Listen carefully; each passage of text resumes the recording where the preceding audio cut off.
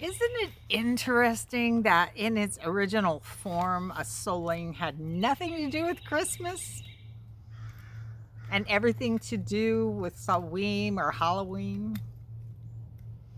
There's another gap I need to go fill in so I fully understand. How did that happen? Anyway, a souling was the practice of poor people visiting the homes of wealthy people, asking for food in exchange for promises to pray for the souls of the homeowners and the souls of their deceased relatives. Later on, in Great Britain, this practice was taken up by children who would go door to door asking for food. It also happened in Scotland and Ireland, where it was called guising. Young people dressed in costumes or guises would sing, recite poetry, tell a joke, or do a trick in exchange for fruit, nuts, apples, pears, plums, cherries, any good thing to make us all merry. Fast forward to the 1920s in the United States. Samhain is now Halloween. In the 1920s, this was the era of the Great Depression, and the tricks unfortunately devolved to pranks, to vandalism, violence, and assaults. So in the 1930s, community organizers stepped in to take charge of the practices and the traditions. And they began what we now know as an organized trick-or-treating system, which unfortunately in the present era has shifted from the practice of poor people knocking on doors of the rich to capitalism. The industry, Halloween industry, buying costumes, candy, and throwing parties generates $5 billion a year. $5 billion.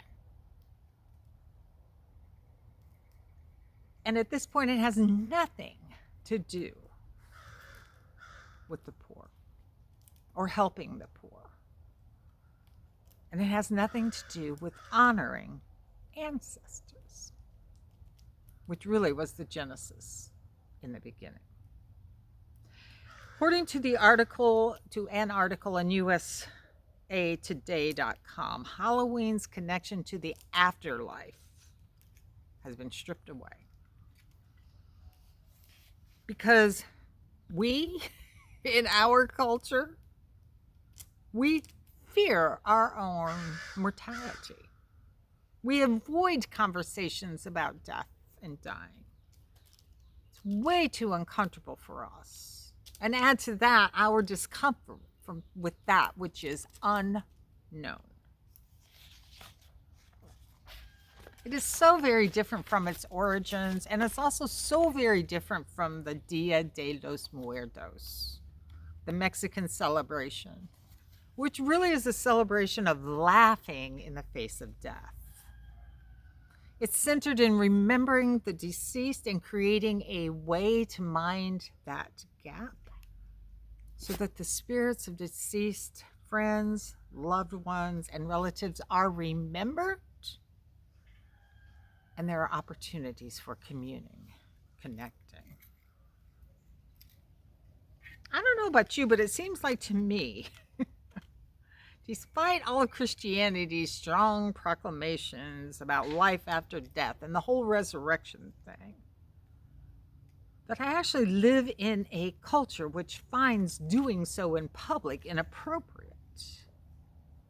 And also a culture which finds it impossible to conspire with the deceased.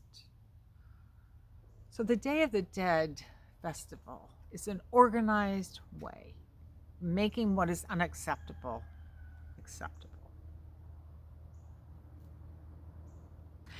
And I think it's an opportunity to rethink our Christian roots and our Christian teachings, such as, "Oh, grave, where is your victory?" And "Up from the grave he arose," and Christ is risen indeed."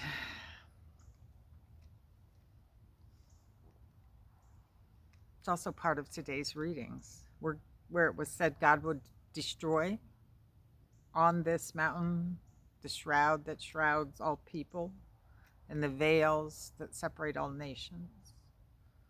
The verse that follows said, God will swallow up death.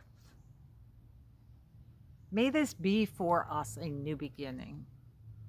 I hope you will find time to explore and participate in the Mexican Day of the Dead.